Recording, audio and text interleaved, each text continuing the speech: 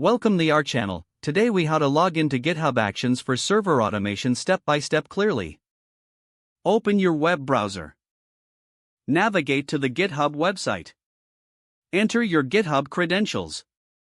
Click on the Sign In button.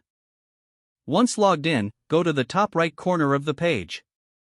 Click on your profile picture. Select your repositories from the drop-down menu. Choose the repository where you want to set up GitHub Actions. Click on the Actions tab in your repository. You will see a variety of workflows available. Click on the Set up a workflow yourself option to create a new workflow. This will open an editor for your workflow file.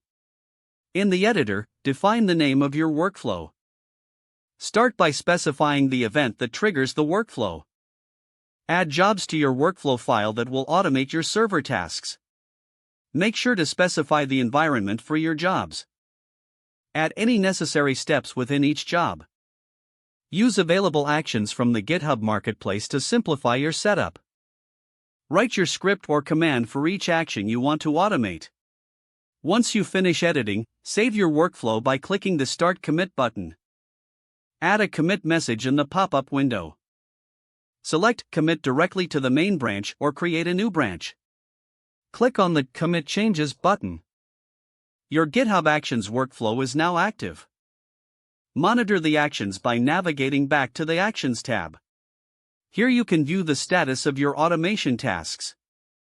If any errors occur, click on the failed job for more details.